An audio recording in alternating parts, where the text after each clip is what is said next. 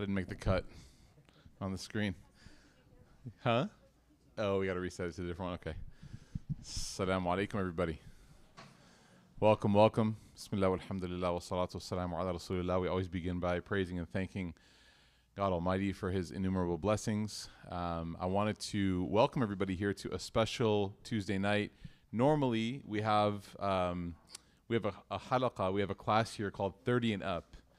And it's a class that's designed to be, Monday nights we have one for all the young professionals. And then we have the Tuesday night ones for people who have like knee pain and back pain, 30 and up. So, but yeah, so we brought two doctors. No, I'm joking. So, but we have something much more important tonight and much more honorable, alhamdulillah. And that is we've been working now in conversation with Med Global, which many of you know is a powerful relief organization, mashallah, that tries to combine and integrate the power of medical relief and bring the medical relief to those areas which need it most. We've been working with Med Global to have our honored guests here tonight, Dr. Ahmad and Dr. John Kaler, two individuals that were given the opportunity to go and provide medical relief to our brothers and sisters in Gaza. And I wanted to, when the opportunity was presented to host them, of course, I was absolutely, we affirmed it immediately. We said, yes, absolutely.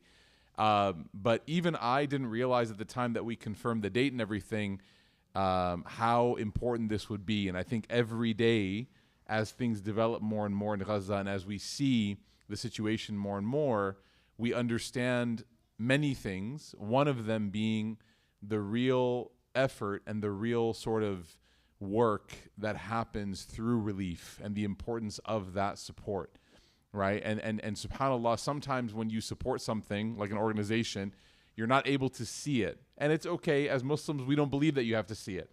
We believe that you support and that God will reward you and that you trust that your support will reach those who need to be supported.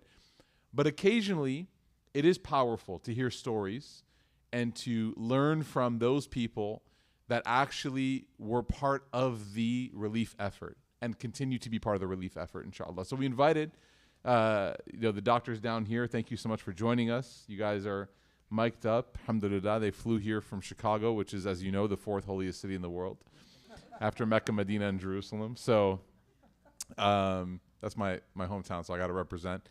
But all lightheartedness aside, this is a really serious opportunity for us to learn and to hear and to reflect and to contribute and to think about how we can be part of the change and be part of the relief. May Allah give us that gift of being relief to our brothers and sisters. So whoever wants to start, Dr. John, Dr. Thayer, age and beauty before. Yeah. I'll accept age before beauty. Yeah. Assalamu alaikum. My name is John Kaler. I am one of the co-founders of Med Global. I'm a retired pediatrician, proud father of 6 and grandfather of 12. So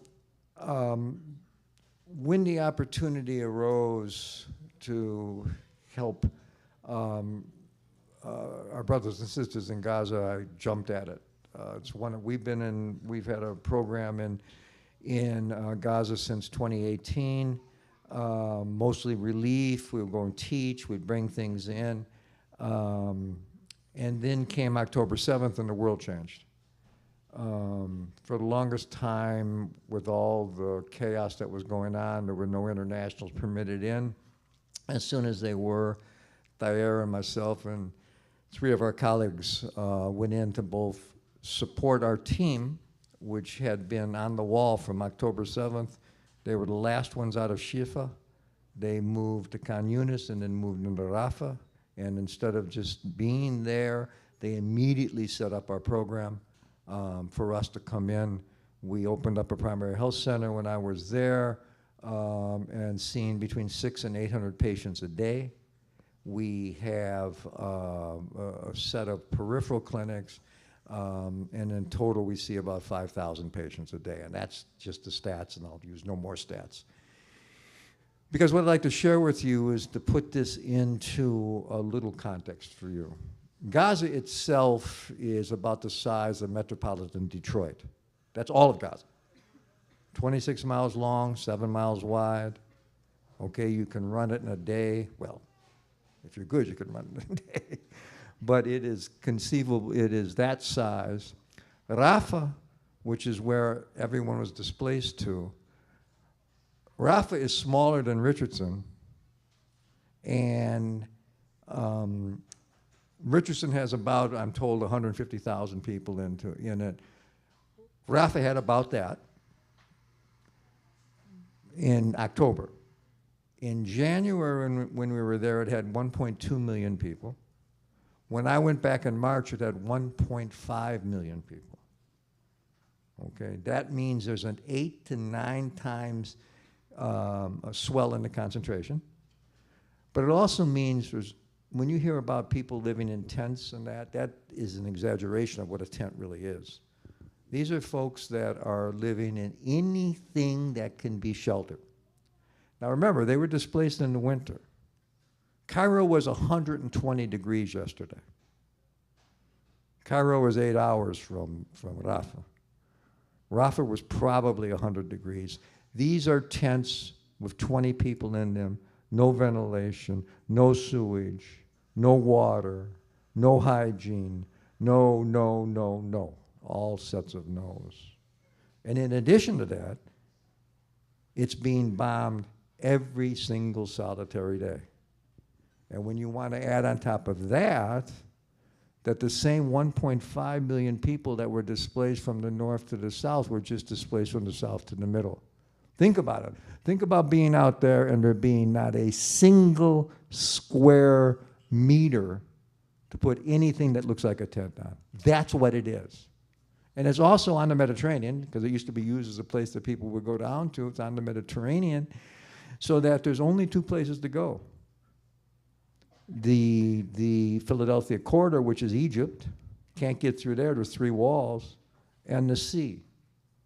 And when you hear these deconflicted areas, you're talking about a strip of land that's maybe a mile wide and 2 miles deep.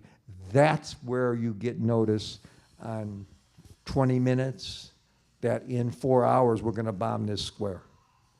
That's the type of thing to put into perspective. I was there in the winter, when I was there in January, and we opened up the primary health center, and I was working. Literally, every single solitary child under 1 year of age, and all your mothers and fathers will respond to this. Every single child was sick. Everyone, 100%. They all had respiratory disease, and 100% of them had diarrhea.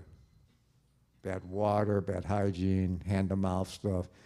And I said, well, all right, I'm a seasoned pediatrician. I've done this for 40 years. I'll be able to do this one with no problem whatsoever. Let me sit down and talk. And then it dawned on me after about 20 seconds, not one single thing I would have told this mother to do could she do. Can't leave the pamper off because it's freezing cold and they're in a tent with 20 people. You can't clean it frequently because you don't have any clean water. There's nothing. There's no this. There's no that. There's nothing. There's nothing I can do to help. And yet, if I asked them to come back the next day for me to follow up to make sure this little kid wasn't that sick, 100% of people came back. 100%. And this isn't, you don't jump in Uber. All right, this is a area. Rafah City's old. It was founded in, I don't know, 415 or something like that. I mean, it was founded a whole bunch of years ago. So it is that type of small city, and there was no electricity, no water, no nothing. This is the type of situation that you're in, and every single family that was there was concerned for their children. As food got shorter, more in need, the adults would sacrifice. So you hear this lunacy now about there being enough food trucks that go in and stuff like that. We'll deal with this a little bit later on, but it's absolute craziness. So that's the type of thing, and I was blessed. The Imam used the correct word. I was blessed with being able to go in and serve. And you tell people, representatives, government officials, this isn't a dialectic. It's not up here. If it's up here, then we can argue about history and everything else. It's in here. You have to feel it. This tents I was telling you about, you have to smell it, feel it. Go wash in the Mediterranean and tell me how clean you feel when you're done. Do any of that. You have to smell it. You have to taste it. That will make, people said to me from the American Academy of Pediatrics, do we have a list of the blah, blah, blah? I said, do we have a list? No. I said, but I will tell you what.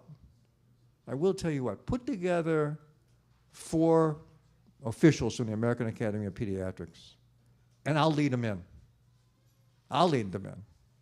And then tell me that the only petition that they come out with is that war is bad for children. I mean, that's lunacy. But as long as it's up here, you can get bought out, you can argue about it, you can do a whole bunch of different things. When it's in here, this is why I had to go back in March. Because it dawned on me it was going from my heart up to my head. And I can't let that happen. I don't want to argue with you about whether it's this or this. I want you to come in and feel this. I'm an old man. I won't see the end of this.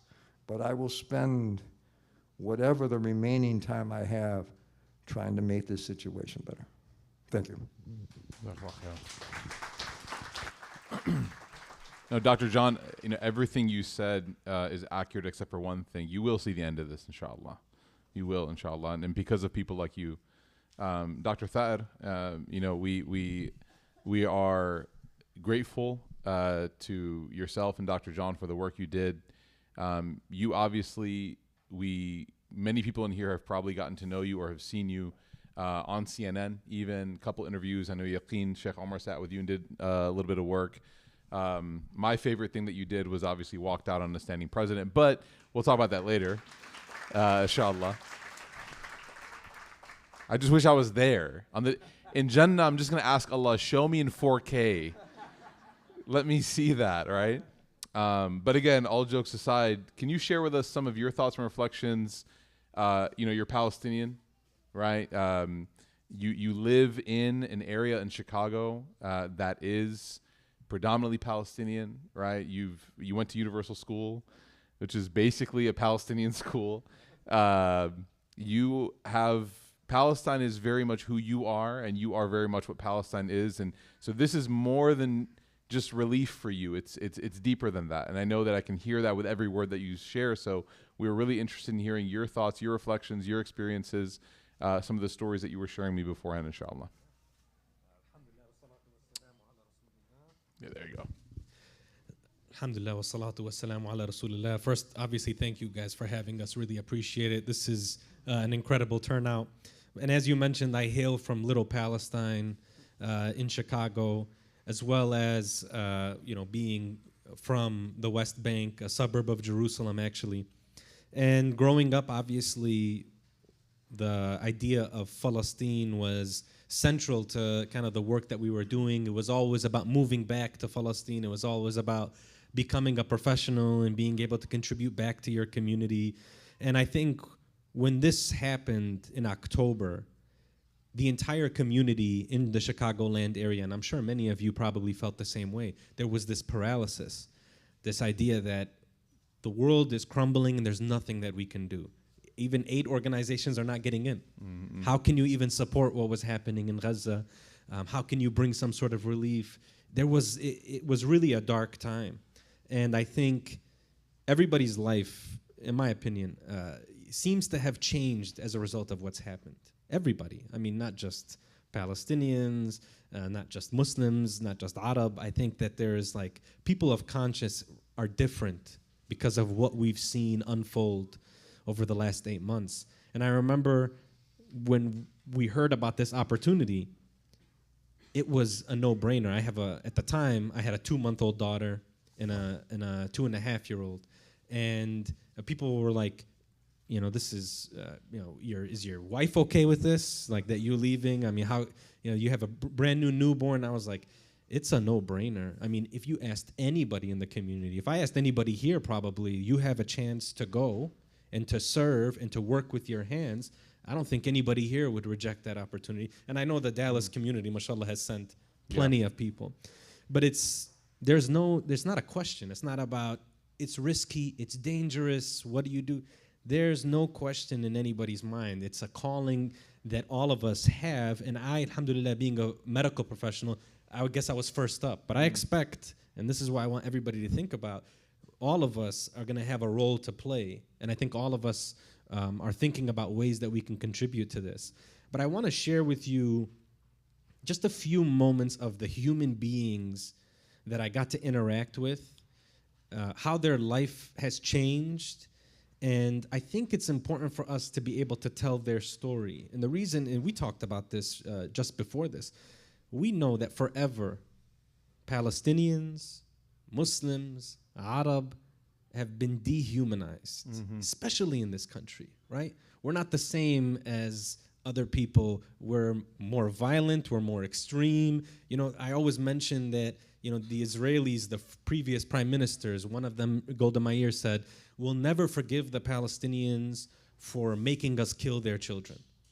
Right? And we, you know, like they have that sort of feeling about kids, but we don't have that. She also said, you know, there will be peace when they love their children more than they hate us. This is the picture that's being painted of us, and it's been painted for decades. This is who we are. We're violent. We have a knife in our hand. We're ready to attack. We don't have the same emotions. We're primitive. But when you go to Gaza and you interact with these people, you realize that that's what my job is. Yes, I was there, and I'm able to provide medical treatment in that moment. But if I'm being honest, what's the true impact? And I realized that our duty coming back is we need to share those stories about these people. We have to honor the people who've passed away. We have to tell the story of the people who are struggling and suffering. We have to put a picture to their faces, and we have to hold accountable the people that have helped contribute to their suffering, people who are elected officials in our country and are supposed to answer to us. And so I want to start with actually our country director in Gaza, a extremely hardworking person, very honest. She has been working with the organization since 2019. And I want to start with her being in Shifa in November as Israeli tanks surrounded the hospital and put it under siege. She spent almost 40 days in that hospital with the other doctors, the patients that were there, and the nurses. And she remembers that they were rationing the food that they had. Rationing it in a way, figuring out, this is how many days we have of this food. Everybody's going to have to share this. She was there and watched a nurse walking through the hallway get hit by a sniper. She was there with her sister, who had already worked at Shifa Hospital, and had to watch her brother and her brother-in-law be killed and brought to the hospital. And I remember her saying that her wanting to honor her brother, who she said was a gentle giant, was a big Ghazan, that her sisters, who are 6 of them, they wanted to carry his body, to bring it so then they can pray janazah on his body. And then they wanted to bury him in the courtyard of Shifa, because you cannot leave the perimeter of Shifa.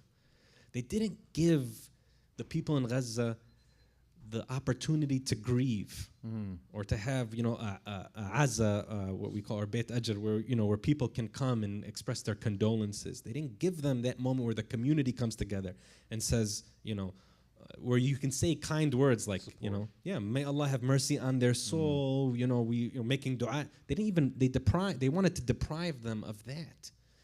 And I remember her saying that, you know, for her worst moment in those 40 days trapped in the hospital was holding the hand of a child whose burns were so severe that it was clear the child was going to die, a young girl. And she was saying that she wanted to hold her hand in her last moments. And the child was saying, you know, I don't want you to leave me. You know, don't leave me. And she still remembers the feeling of the child's hands. I mean, this is what the people in Gaza have experienced and dealt with. It's not just numbers anymore, right? That's somebody who you remember. You're not going to forget that. And I remember entering in January and going to Nasser Hospital And Nasser, Shifa is the largest hospital. So Shifa's out of commission. They raided it, and they kicked everybody out. They arrested a bunch of the doctors. Nasser is the second largest hospital. And so when we were there, it was the largest remaining hospital in Gaza. So all of your specialists are there. Everybody is receiving a lot of trauma patients. And it's in Khan Yunis, which is in the south. And at the time, it was when the city was being leveled. They had a focus. They're bombing all of Gaza. But Khan Yunis at the time is the focus. They want to get everybody to leave Khan Yunis, and they want to level the city. So these 2,000-pound bombs and 500-pound bombs that you're hearing about, they're being used to blow up the universities, to level streets. And I remember talking to the doctors there and the nurses, and we're receiving patients, and I'm overwhelmed. I work in a trauma center in the south side of Chicago, and I'm overwhelmed. For those of you that don't understand that, that's probably, in terms of trauma, that's probably maybe the worst in the country. Maybe DC, Baltimore has. Right, yeah. Shock trauma in Baltimore, Yeah. very busy. Southside Chicago, But definitely very busy. top 3, top 5 in the country of volume and intensity. Absolutely, and Yeah. we're talking about violent trauma, so gunshot wounds, stab wounds. So I felt I had my bearings, when dealing with trauma. I'm overwhelmed in Nasser Hospital. I mean, we are having patients being brought in, and they're on the floor, and I don't know where to start. I'm really, really struggling. I'm overwhelmed there, and really had to rely on the doctors and nurses that were, these Palestinian doctors and nurses be like, let's do this, or kind of let's focus on that, or take a deep breath. And, I remember one particularly really, really tough night where a family's house had been bombed, and, they bring in 20 people at once, and, 10 of them are dead on arrival. But I remember there's 3 young girls between the ages of 10 and 14. And I'm checking each one, and it's clear that they're all have passed away. And I remember the father saying, or who I thought was the father, telling me, it's only been 5 minutes, please, there's something you can do. And I know there's nothing that I can do. And when we tell him that, they're gone, there's nothing that we can do. We would commonly say, Inna lillah wa inna ilayhi raji'un. And he said, he told me, Allah yarhamha, she's, kind of followed her father, and find out her father was killed the week before. So it's never ending, this never ending tragedy. And, I'm there the first week, and I'm struggling bad. And I remember one of the doctors says, he takes me, and we go walking around the perimeter of Nasser. And he's like, you need to take it, he used the word serious, but what he means is, he's like, you're already burnt out. Like, you've got to focus on the task at hand. You've got to find a way to manage, because this is, it's important for you to be able to at least treat people while you're here. And I'm glad he said that to me. By the way, this is somebody who's in his second year of training. He's not, I'm 10 years, 10 years been practicing. And so, but it was and then I thought, these guys have been dealing with this for 4 months at that time. I've been there for 1 week. And he took, and of course, like Palestinian hospitality is, he went and got me shay, he got me tea, and which was, he's like, drink this, let's get back to work, we'll be all right. And I'm thinking about him now, and his name is Dr. Mu'adh, and I wonder where he is. I don't know, what happened to him, because Nasser was surrounded, raided. Exactly what happened to Shifa happened at Nasser Hospital. All of these doctors that were there were under siege. All of the nurses that were there, some of them arrested, some of them killed, some of them had to be displaced somewhere else. And that hospital just recently reopened, and many of the doctors are still missing. The last 2 things I want to mention, is just I want to mention who some of these people are, and just how incredible it was being able to work alongside them and practice with them. But there is this incredible sense of community there. So all of the doctors are not being paid, working 24-hour shifts, and there's still this idea, like, I have to serve my community. I have to respect my elders.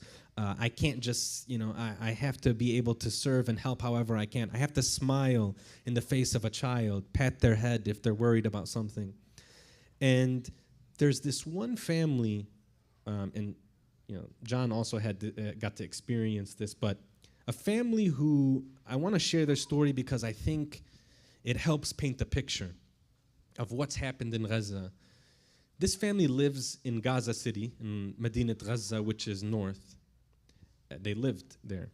And they had heard some sort of, smoke bomb is what the mom describes to me. And they ran outside of their house. And in the process of running outside of the house, an airstrike kind of hits in their area.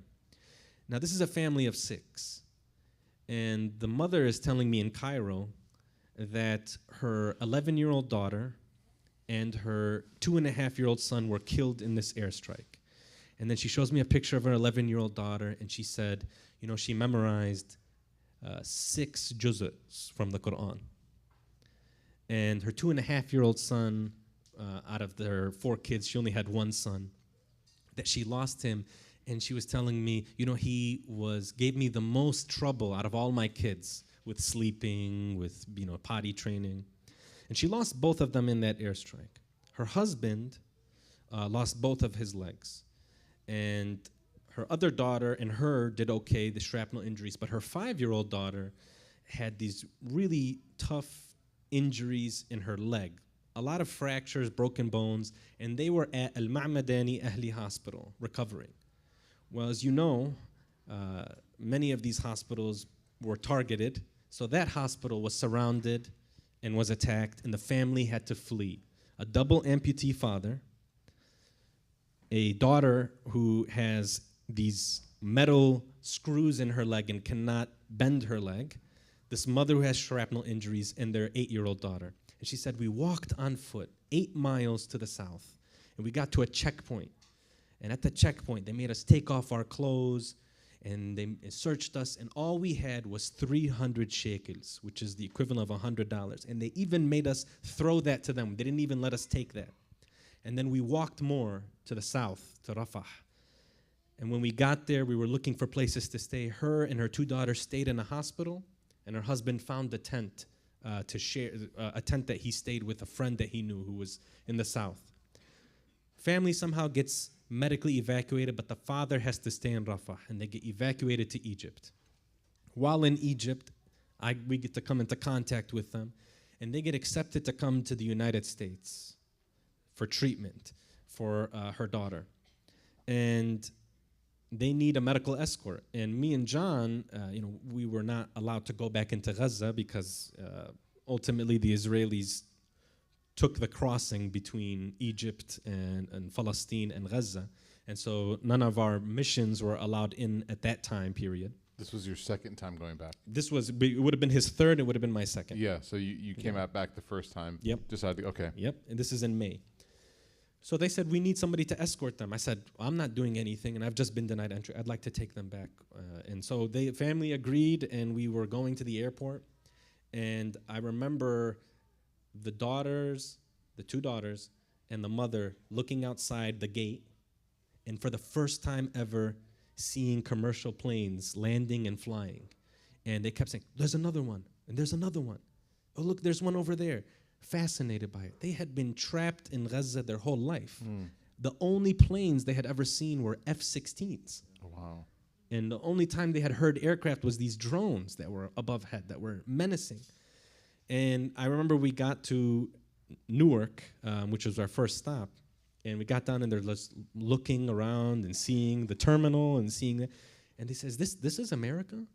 I said, this is America. Like, we're in America. And I won't say where they went out of security for them, and Sure. they want to keep that private. Yeah, makes sense. But I told them the flight was going to be several hours to get to the other destination, and they were like, "Is that going to still be America?" And so it was incredible, kind of interacting with this family. It's the first time they were able to leave Gaza. Her husband is still in Rafah. They used my phone to call and check in, and it was like they were just kind of talking about what they had seen, the observations of what America looked like in the first couple of hours. And, as I dropped them off, the last thing the mother said to me was, I really hope that we didn't just fly across the world to a foreign place where we don't speak the language, for them to tell me that my daughter's leg still needs to be cut off, because the thought was she can come here and hopefully there can be some sort of treatment that can save her daughter's leg.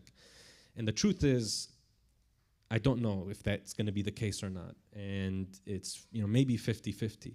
But thinking about her experience and what her family has had to go through since December, you just wonder how many other families have that same story or similar stories, and what their struggles are and what they're going through.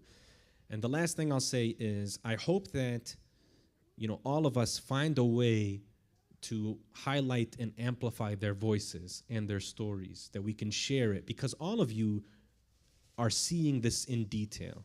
Me and John have our own stories, but you're all seeing on Instagram, on TikTok, on social media is showing us stories that are not being reported on the media. They're never going to tell the story. Hind Rajab is a story that came out there very momentarily, and her full story is not told. The 5-year-old or the 6-year-old who was stuck in the car waiting for an ambulance to rescue her died. But there are so many stories that we should be sharing about what's happening and who these people are. And I think all of us can play that role. And I hope that we can all find our own creative ways to be able to contribute to the conversation and bring who these people are and highlight their stories. Let me add two things. One is to, first of all, being able to work with Dayer has been literally the best experience of my life. It's an amazing man and an amazing physician. I want to add one thing about our country director. Her name is Raja.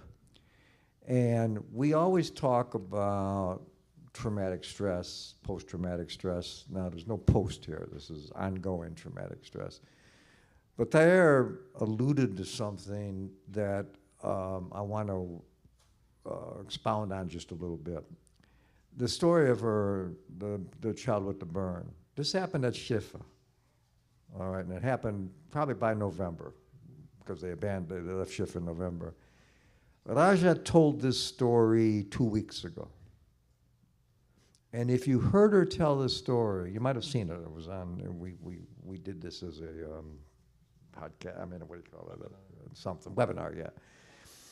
She told the story, and if you saw her face and you listened to her voice, you know she was feeling this child's hand as she was telling the story. This is how searing these details are. She came from the south, from the north to the south, and hasn't stopped working yet. And as she told this story, you know she was feeling this. I had a translator, her name is Islam, 22-year-old young woman from Gaza City. She was a dentist. Excuse me, she just had started into her dental practice. It was going well, and then October 7th came, and she and her family had to leave. She was working as a translator for me. One of her mentors is a good friend of mine, and asked me if I could help her out. Well, of course I could. Well, this was the first couple of days. We were seeing 600-700 patients a day. She was translating for me, and there was a story of a family that had just come from Nasser Hospital and had been buried under the rubble. And the kid was out now and had some injuries, and I saw him. The kid was fine. And I was trying to do my best, and I'm really thinking I'm being empathic with the parents talking and going through all of this, and I was way too proud of myself. Ego is a devastating thing, but I'm feeling pretty good about myself. And Islam is sitting next to me, and I was done, and she says to me, "That was a terrible story." And I said, "That was a terrible story, wasn't it?" And she said, "Yeah, I've been buried 3 times."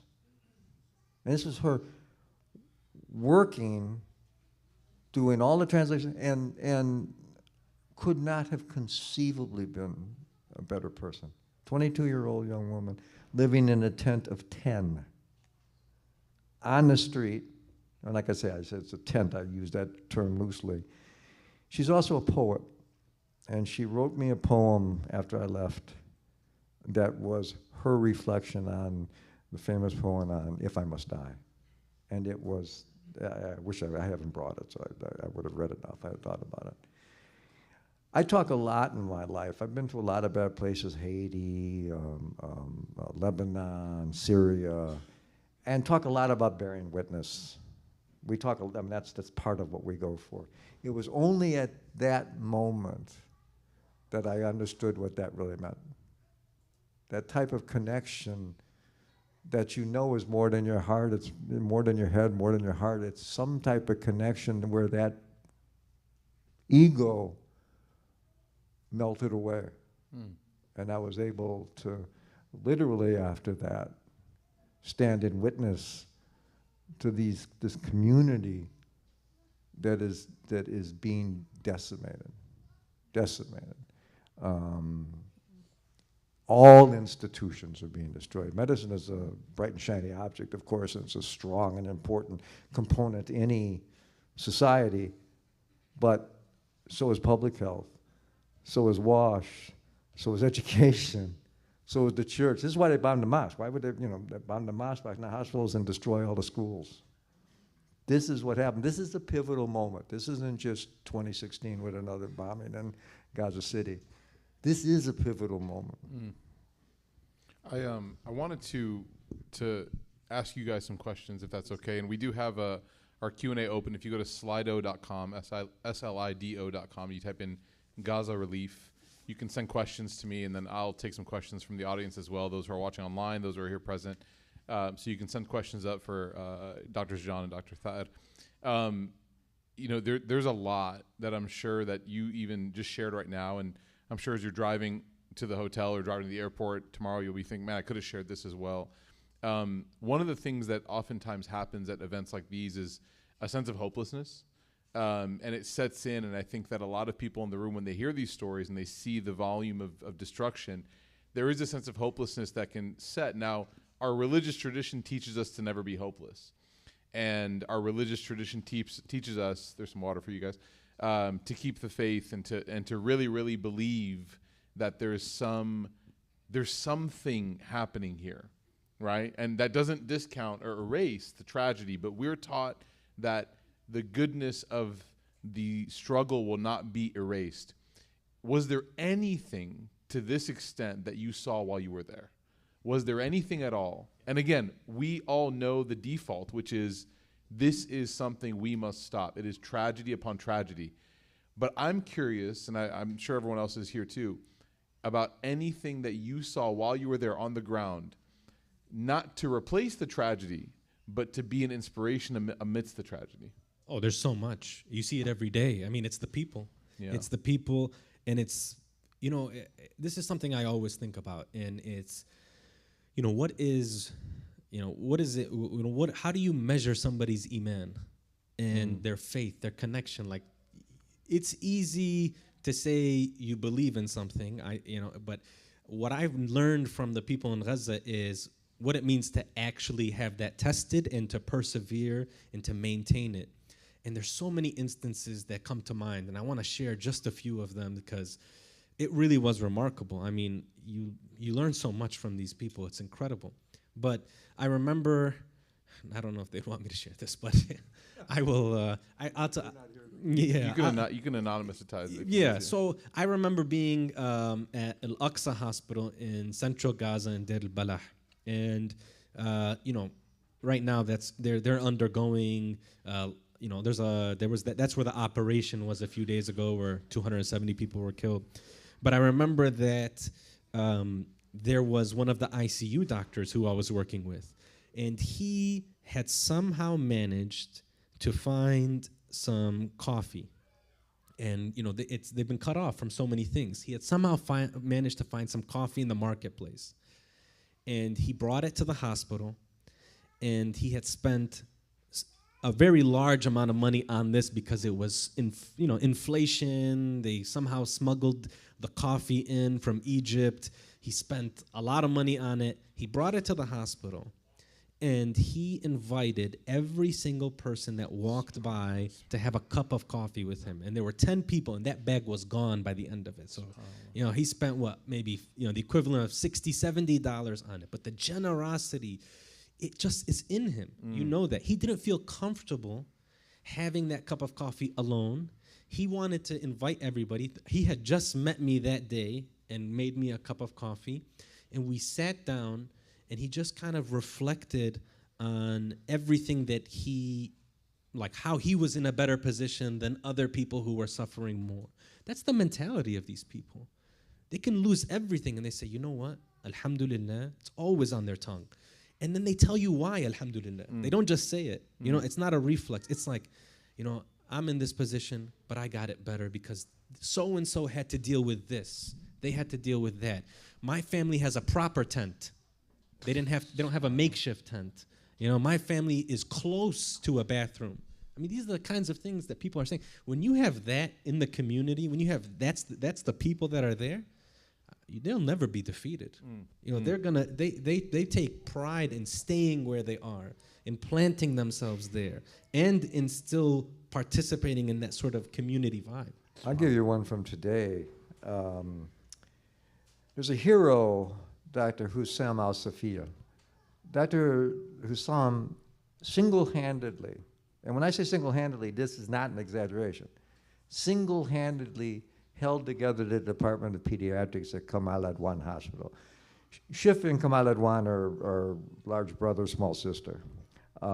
When the first rolling through of the IDF happened, they ordered Kamal Adwan to be evacuated.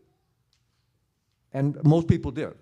He stayed and ran the Department of Pediatric single-handedly.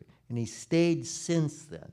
Now, I'll tell you why I mention him, because with the carnage that happened at the camp over the weekend, the IDF has gone back through destroying hospitals again that have been rebuilt, and Kamal Adwan had to shut down. He didn't leave, but they had to shut down. That was 4 days ago. There was a picture today that was sent to us of Dr. Hussam teaching other doctors at Kamal Adwan about nutrition and nutritional support, which we have a program there. But this is 3 days after that, and he was back in the classroom teaching. So one thing I'll mention about him is in the messages he sent us, there was damage to one of the generators, and he sends us a message. You're like, okay, this is devastating. It's all over. He goes, we'll fix it. We'll be up and running tomorrow. Yeah, I mean, that's how do what do you say to somebody like that? You're not going to tell them to leave and they're going to go. They're not going to abandon anybody. I mean, that's the kind of people that are there. It's the word that you use, undefeatable, is something that I think that when you see the Palestinian spirit, again, amidst tragedy, we're not talking about this in an optimistic way, removed from the reality. We're saying that amidst the reality, it's incredible to see this display. It's almost, again, I use the word lightly, but it's almost divinely inspired, right? It can't be human. It has to be something that's being given. Well, to that end, and you mentioned it earlier, and I was thinking, well, do I want to reveal this or do I not want to reveal this? But you all have spent your time coming out here tonight. So you mentioned hopelessness. And I have been in a lot of places, and people say, how do I keep my hope up from this? That was one of the questions, actually. And I must confess that I can't. I don't.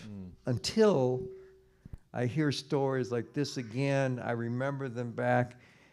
And I just told you the story of Dr. Hussam, and I say to myself, even just at this moment, how can I conceivably be arrogant enough to be hopeless when this man is in 120-degree heat teaching residents about how to take care of nutrition support?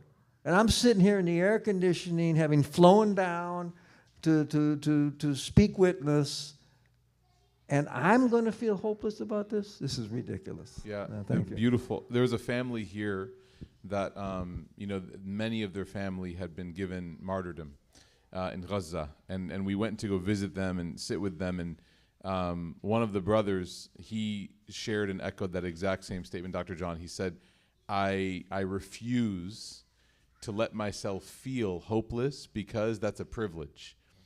And he said that the people that are there in Gaza on the ground are not hopeless. they are fighting, and so it's up to us to keep fighting. And he said that they're the ones leading the way. Like, we follow their lead.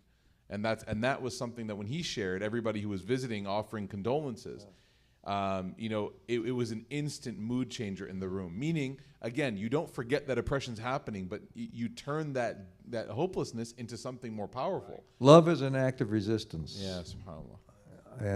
And these folks showed me a love that I can't even begin to understand. I can feel it, and I accept it, and I can do nothing more than struggle when I come back to try to help it. Alhamdulillah. One of the questions that we have here, do the people in Gaza, when you interacted with them, whether they be the physicians that you work with or the patients that you helped, what is their understanding of the world in the sense of, do they know that people support them? We always talk about media bias and filtration of the media and things here.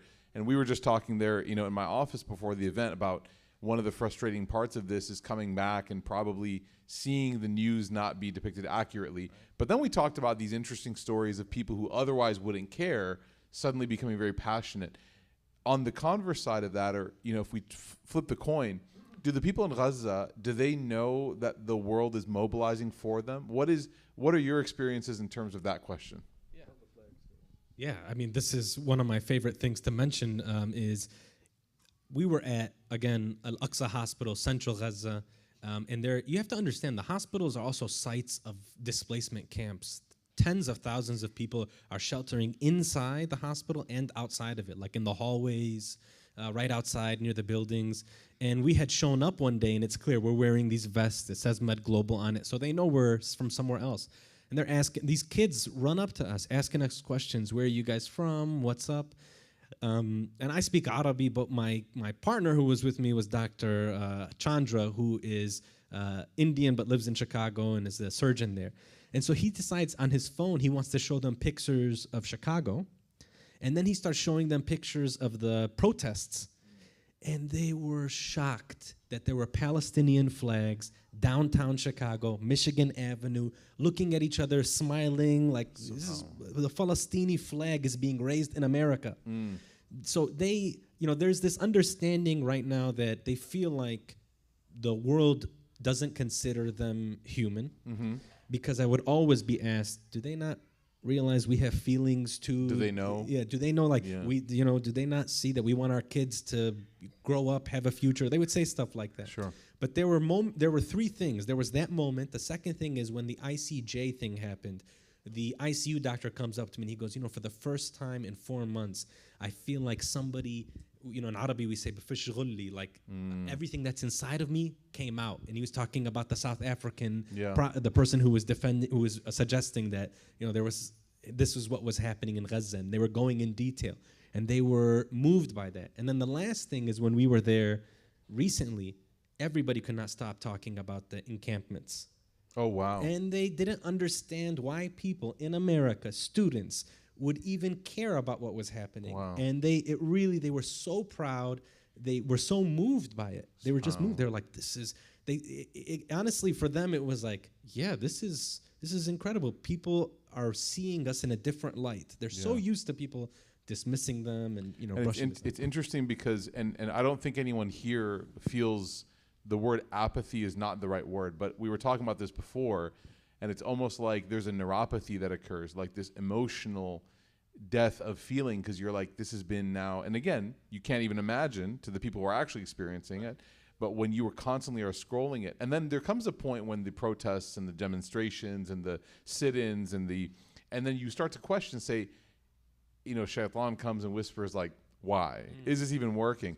And so to hear that story now, I don't know about you guys, but I feel like if a picture of me holding a flag in America puts a smile on the face of a person in Gaza, like that's enough for me to spend my day doing that.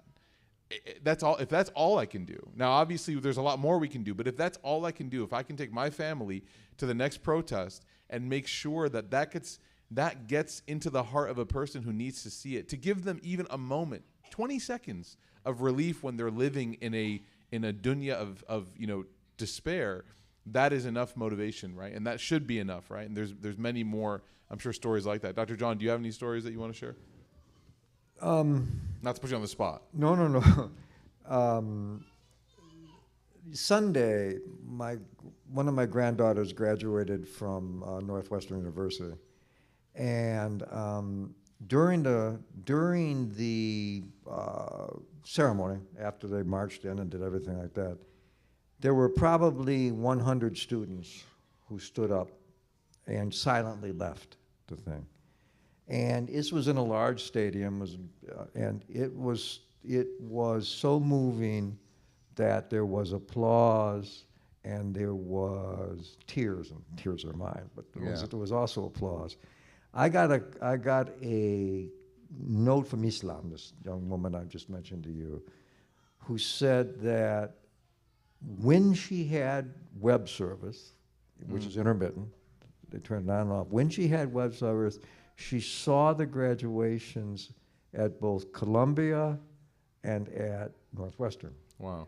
And that she was so proud that students actually, it meant enough to them to walk out of their own graduation ceremony. A very important And day. this was an extremely important How did you feel being there, having done what you've done and gone through what you've gone through? When the students walked out, Yeah. I started crying. Yeah. And I started cheering, and I started crying, and everybody's around me like, That guy's too into this. yeah. I gotta. You just reminded me of one thing to go back is one. You talk about who these people are and the hopelessness aspect of this. One thing that happened to me as I was leaving is every single person that I had interacted with and come into contact with, they would say, "Samihna," like forgive us for not being able to host you properly.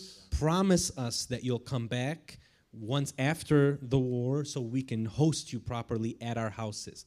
So it's not a question for them, right? Yeah. Like there will be a day after, they will rebuild, inshallah, and they will want us to come back. And that's not a better. formality.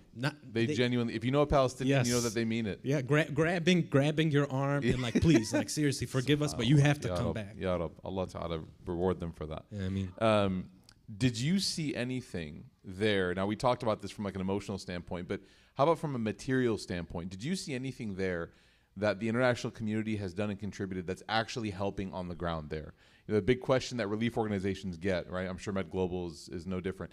Is okay, I'm donating, but is what I'm actually doing, is it helping? And in what way? I mean, you guys talked about equipment, you guys talked about relief, medicine.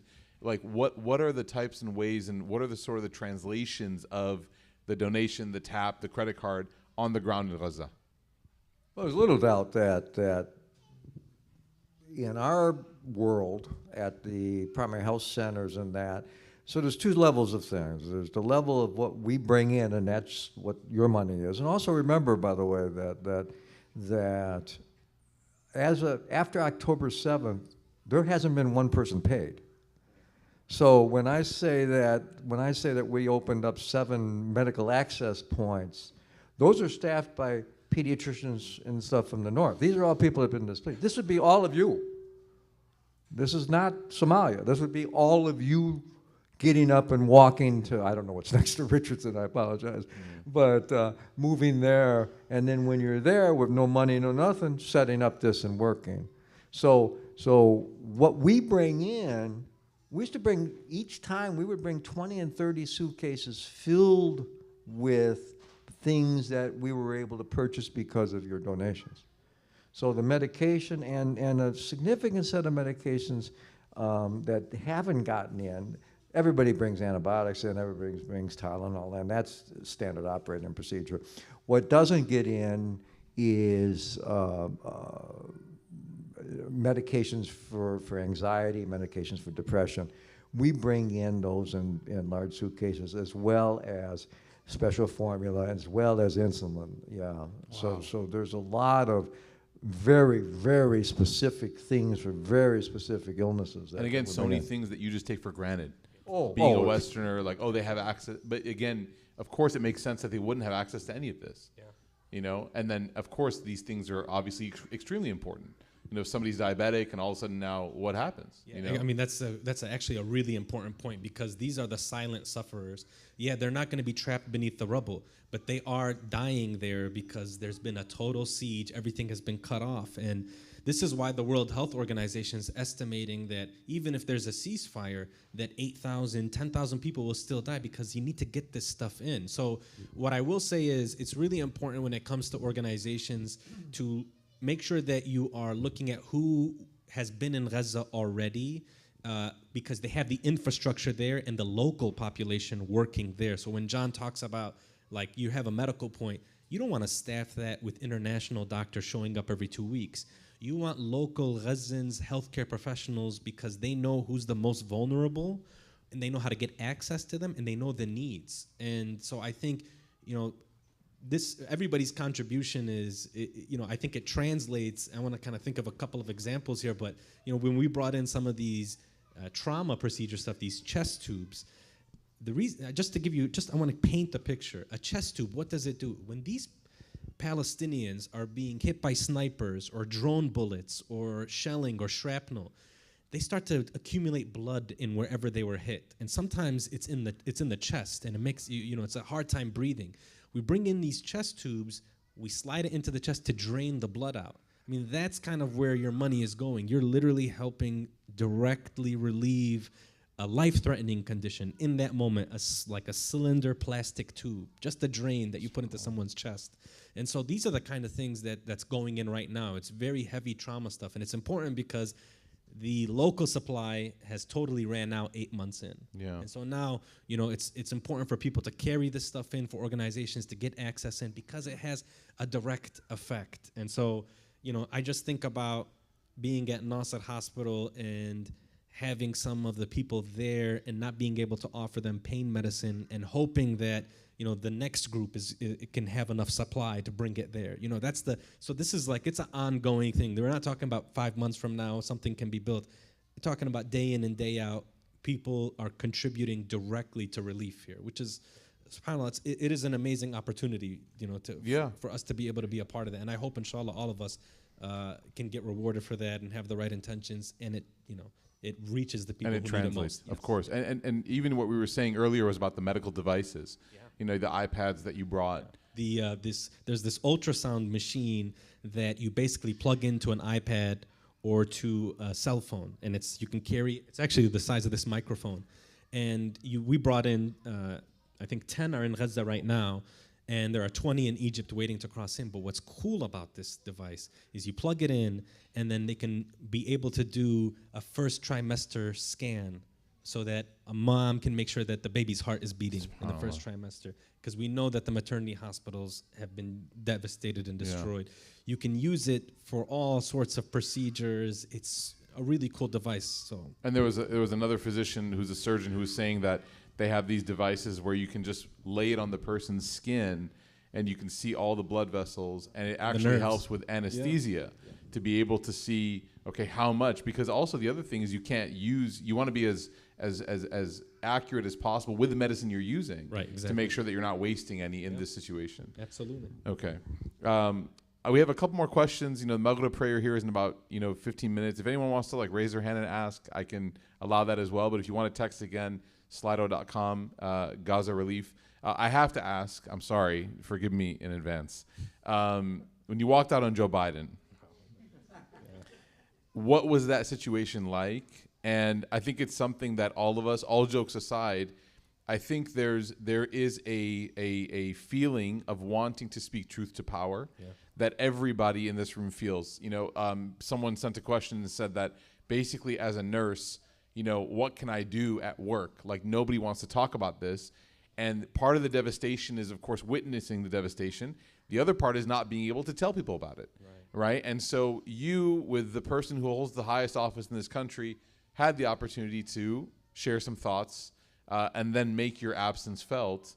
Walk us through that briefly. So, I think you painted the picture very well, because there was an incredible amount of, and John knows this because I spoke to him about it beforehand, there's a lot of pressure to say, don't engage with him. Don't talk to him. Don't legitimize him. And I didn't want to do that. I didn't want the president to use this as a way to say, hey, we're working on this. Look, we met with Muslims and Arab and Palestinians, and we're working on this. I wanted to be able to at least say, I was on the ground, I met these people, and this is the message that I have for you. This is how you failed them, and this is why I'm gonna get up and walk away from you. It's because of what you did. And I don't want there to be any mistake about that. And I'll say this, I messaged a lot of people in Gaza before going to the meeting. And I asked them, this is the opportunity, tell me, what should I say? If, do you want me to say something? They probably thought you were joking. So, you know what? What do you want to say to the President of the United States? I'll tell you what, there was some really funny and colorful responses. One thing about the people in Gaza is, I swear, they're so witty. Yes. They are so funny, subhanAllah. They're amazing. And there's a great number of responses. But, what essentially the communication was like, we know that you are supporting this, and they're not stupid. Like, we know that it's the policies of our country that helped create this situation, and it's the bombs and the fighter jets and the weapons that are using it. And, leading up to the week, everything confirmed my decision. I had to pray istikhara, but the week leading up to it confirmed that I should do this. They transferred more weapons, more 2,000-pound bombs, more fighter jets. So we get there, and it's a small room. And it's the president, the vice president, national security advisor, the lady at the UN who keeps raising her hand to veto the resolutions. Yeah. She's at and we're sitting on a round table, and wow. And then the president walks in, and the second he walks in, I looked at him and I said, "Yeah, I'm doing this. I'm not nervous about this at all." You could have, if I had an Apple Watch on, it probably my heartbeat would have not been high at all. But I mean, compared to what you've been through. You know what it was? Is I think that's what it was. It's just clear. You've seen what's happened here, and it's more trying to control your anger. Yes. Because you remember the faces, and you remember the people, and you're like, he's making these decisions, and it's affecting them. And so I basically wanted to say, I said 4 things to 4 people. And the first thing I said was to the vice president, because she kept saying temporary ceasefire, temporary. And I said, why? Temporary is cruel. It's cruel. Temporary ceasefire? You want to bring in food so that the Palestinians can be well fed and then start the bombing again so you kill them when they're full? I mean, this made no sense to me. And I told the UN ambassador, Linda Thomas, I looked at her and I said, why allow the resolution, because they had just abstained and allowed a resolution to pass. I said, and then the next day you undermine it, and you guys say, it's non-binding. It doesn't change anything. So why? This is not, it's like you're playing with people's lives here. And then I looked at Jake Sullivan, and I said, I know, because he had met with the Israelis. I said, I know they're telling you this about Rafah, that they're going to do it strategically and precisely, and they're going to do it humanely. I said, it's all lies, because we were there in Rafah. We walked the streets. You can't walk in there without bumping into somebody. And then I looked at the president. I said, me and you only agree on one thing. And we both believe that the numbers of the people who have been killed is not accurate. Oh, wow. But I know, because I was there, for a fact that it's an underestimate. That when the dust settles and it's the day after, it's going to be horrifying and astronomically high, the numbers of people who've been killed and injured. And out of respect for everybody that's perished and my community, I have to get up and walk away from this table. And before I do that, and I slid over a picture of Hadil, this orphan from Rafah, I said, this is a letter she wrote to you. And she's begging you not to allow them to invade Rafah. It's going to be a massacre. It's going to be a bloodbath. And then I stood up, and he just looks at it and says, I understand. And I walked out. And I have to admit that I didn't think it was going to be, go viral or, but I do have to say that it didn't stop a Rafah invasion, because that's what happened. And there was that tent massacre that took place where people were burned alive. And I think you mentioned kind of speaking truth to power. I come back because I was really down about that. And I remember, at the end of the day, it's all about, us doing our part, speaking up. There's this hadith, kalimatu haqqin 'inda sultanin ja'ir, like a truthful word in front of an oppressive ruler. And I think that I just want all of us to keep in mind that it's, we can't be looking at results or immediate results. It's about having the opportunity on the day of judgment to stand before Allah subhanahu wa ta'ala and to say, I sincerely tried to do what I could. I think if all of us have that mentality, that we can have change, we can have impact, inshallah. But I mean, walking out, there was this calmness. Wasn't no rush, no adrenaline. It was just like, now what? Would you attribute that calmness a little bit to your faith? I mean, absolutely, because that's what made me make that decision. I mean, the White House came to Chicago. I was invited and I did not go to the meeting because I didn't think it was sincere or serious. And it was more about just trying to do something where I feel like, where you feel like you're doing something because we're stuck here and we know that this is the home of where a lot of stuff is happening, right? Like, this is the United States of America. What's happening in Gaza doesn't happen without the support and the consent of the United States of America. And so there's so many different ways that we can contribute to changing the facts on the ground in Gaza. And I want to be a part of that, and I'm sure everybody here wants to be a part of a way that we can bring a stop to this and we can do something and have an impact. And I hope we can do that, inshallah. So you led me to my last question for you both, which is, what do you, as two individuals who have spent, Dr. John was there twice and you went once, what do you tell us and our families and our friends? What do we leave here with tonight? We obviously know dua, supplication. We obviously know prayer and seeking, God's mercy upon the situation to alleviate the suffering. What do we do tonight? It could be 1, 2, 3 things. I mean, do you have a list? I'm sure by now you've met so many people that have met you in this context that you've kind of put together a small 30-second, elevator pitch that this is what you need to do as an individual. I don't have an elevator pitch, I apologize. But I do have a request. And that request is for your du'as to me, because I've been blessed to be permitted to go on the next Freedom Flotilla, break the siege, which will be leaving as soon as we can find ports. It will obviously be attacked by the Israelis, and this is what I can do at the next step. And your prayers would be very, very, I would be pleased to have them. May Allah protect you. Thank you very much. May Allah protect you. I would challenge everybody to think about creative ways to contribute.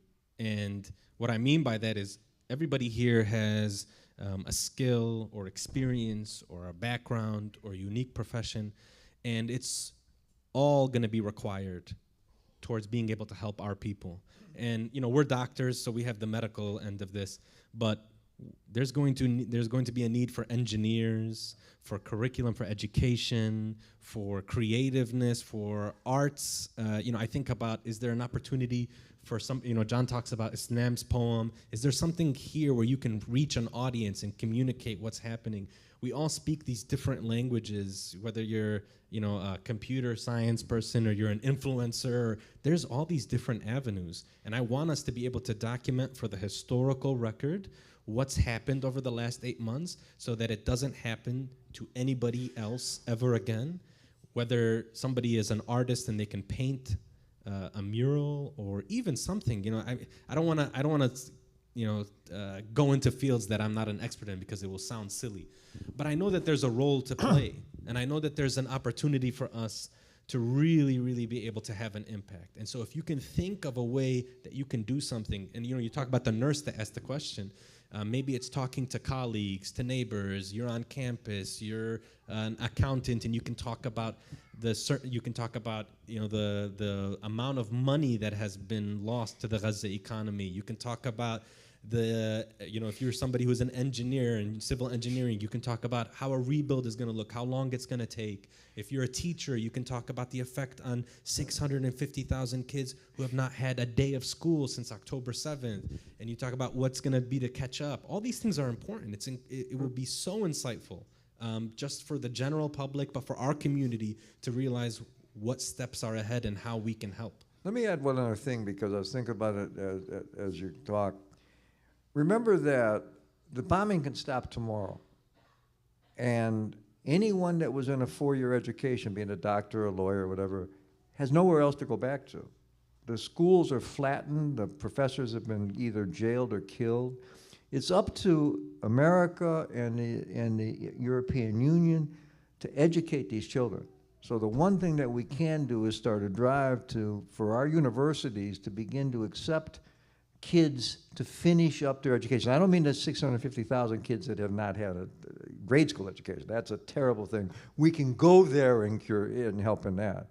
These young adults need to be brought to universities, medical schools, schools of law, to be educated. They'll all go back because they want to rebuild their community, but it is our moral imperative, it's our moral obligation to help these kids finish their education. The future of Gaza, I think, depends on that. Yeah. Big time, big time. We have a couple minutes left before we're going to break for Maghrib prayer. I did want to call up Abdullah Fadli, who is the fundraising director for Med Global. You know, in a big way, in a huge way, one of the reasons why, you know, Dr. John, Dr. Thad were able to go was because of the organization. And also, I don't know if you guys caught on to this, but they're there doing the work, but in between the times that they're able to come and provide support, there are teams of physicians, teams of residents, teams of any healthcare workers that have these setups, these checkpoints, these health centers, these, you know, when I say health center, of course, it's like, it's ad hoc, right? They're doing what they can, where they can. And Abdullah can speak a lot more about that, inshallah, and he can kind of paint a picture for everybody with how you can support this work. And again, this isn't a fundraiser in the way that, you know, we're used to fundraising. I mean, this is literally life-giving. It's not fundraising as much as it's life-saving. And so if you change the verbiage a little bit in your mind, you'll understand that this is not a fundraiser in the way that we might be fundraising for upgrading furniture or this and that. This is actually what we consider to be in Islam the most fundamental right that every human being has, which is the protection of their life. And so I want to, inshallah, open up to him. I told him to take my chair. He insisted on standing. So yeah, I don't want to do that, of course. He's going to be standing. No, of course you can, but I want to, inshallah, Abdullah and I met, and I wanted to pass the mic over to you, inshallah. Jazakallah khair, bismillah, walhamdulillah, wassalatu wassalamu ala rasulillah, wa ala alihi wa sahbihi wa man walah. Amma ba'd, my dear brothers and sisters, assalamu alaikum wa rahmatullahi wa barakatuh. I want to, before I continue, I just want to say that Dr. Tha'ad and Dr. John, I'm always in awe of what you've been able to do and what you continue to do in advocacy and the relief you've provided for our brothers and sisters in Gaza. And I want to just take this opportunity to express that gratitude, and also if we can all just share right now in a moment of takbir, Allahu Akbar. They are what I believe a manifestation and extension of our generosity, because every mission that goes into Gaza, every relief that we have there, we're part of that story. Every donor is part of that story. And Thad had mentioned that he went into Gaza once, but actually, you know, you were there in August as well. And I just want to talk about something briefly, because I've been fundraising for more than 5 years. And throughout this entire time in Gaza, I've been fundraising from community to community. And one thing I know is that you don't need somebody like me to tell you to be generous.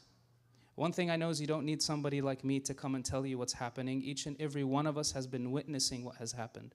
And from the beginning, we have been asking, including tonight, people have asked, what can we do? What is it that we can do right now? And so that is something that we need to start thinking about. But it also made me reflect. I was in New York maybe a week ago, and I was fundraising in a community similar to this. But it was happening right when the Rafah tent massacre had happened. And I was thinking, do we really need something like this to trigger our generosity every single time? Do we need a moment like the Flower Massacre to remind us, oh, now I'm going to be generous right now? Or wait for another 200 or 300 people to be massacred? And it made me reflect on the true nature of fundraising and institutional support that we need. We need sustained, continued support. Tonight, I'm not going to ask you to raise your hands, Sheikh Abdul Rahman, or anything like that. What I'm really going to ask you to do in these holy days is to make a commitment of sustained, recurring donations for Med Global. of all of the organizations I fundraised for. I believe sincerely that Med Global has demonstrated, especially this year, over the last 6 years as well, the ability to support and sustain medical missions and support the healthcare infrastructure in all of these difficult places. Treating 5,000 patients a day in Gaza, a day, right? 10 health points, at one point potentially moving towards opening 12, 2 nutrition stabilization centers. They've had to shift their furniture from one place to the next, and we're hoping that our staff aren't harmed, and we're worried about their safety and protection. I don't want us to wait for a massacre for us or a season for us to be generous. And what I'm going to ask you, inshallah, is in these holy days to please go ahead and scan this, inshallah, this QR code that will lead you to that page, and make a commitment tonight. I just want to share one quick story about fundraising in general in our community. I was maybe about 10 years old when an organization came to our masjid, and they gave us a presentation very similar to this about Bosnia. And I was 10 years old. I didn't know what was happening.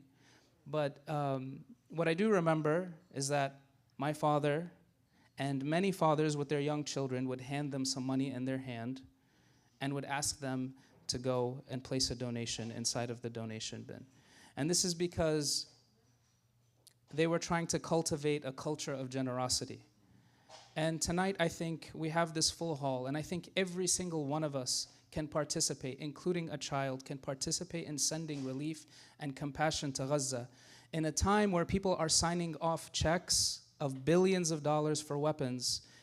The Muslim community and many, many communities have been sending their compassion, have been sending medicine, food, and relief. And I'm asking you tonight with Med Global to support this institution monthly, inshallah. So barakallahu fikum. Assalamu alaikum wa rahmatullahi wa barakatuh. I want to share one last thing, and this is not meant to distract from the purpose why we're here tonight. But this opportunity, this night, Tuesday night, is usually for 30 and up, which is a halaqah, which I usually say is a little bit more spiritually intense. And we talk a lot in 30 and up about love of dunya. You know, it's when you're in your 30s and when you're a budding family or a growing family, and your kids are getting older, and you start to think more and less about the more like surface level things, and you start to think about like investments and where you put your money, and you know where your kids are gonna maybe go to college. And you know, my son is 7 years old, and we're talking about where he's gonna go to college, right? And well, when I say we, I mean my wife is. I'm like, he's gonna get an athletic scholarship, but anyways, to you know, live what I couldn't. But the point being is, we start to have these conversations that are intrinsically materialistic, meaning that they require us to think about spending. And as a Muslim, there's a lot of cognitive dissonance there, because we're immersed in this culture that tells us to spend, and we do spend, and it pleases us. But then we scroll on the very device that we bought, and we see images of people who don't have clean water. And that cognitive dissonance, if you're a believer, like shatters you. It actually does. You know, I was just thinking in my head, and I'm going to be vulnerable here. I was just thinking, like, what do I get the doctors for dinner tonight? Do they even want dinner tonight? And of course they do. They deserve to. It's my job as a host to make sure they eat well. But in my head, I'm thinking, surely even they are like, I don't know if, you know, just whatever. You know, at this point, because we all just experience such a heavy narrative. Islam is not about gimmicks, and Islam is not about shortcuts and tricks. Islam is about the substance of solution. The only way that a person can prove that this dunya does not have you by the horns is by giving from what you have. There's no shortcut. There actually isn't. You know, when you look at all the diseases of the heart, one of the diseases called hubb ad-dunya, love of this world, the scholars say there's really nothing you can do except give it away. And when you participate in giving a piece of the world away that you could have had, you experience liberation at a level that you cannot explain. When you are happier to give than you are to receive, that is a transcendent state. You know, most people may never even experience that in the world that we have today. And so these opportunities, when Med Global comes and says, hey, can we ask people to support at the end? My response to that is, you should never feel ashamed to ask for support from Muslims. You should never feel ashamed. In fact, everybody in this room should feel honored that Allah chose you to be here tonight to be able to support this kind of work.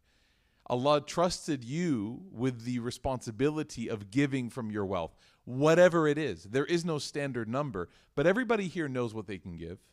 Everybody knows what they've been eyeing in their shopping carts. Everybody knows what they've been thinking about, what they need, what they want, and that big gray area in between.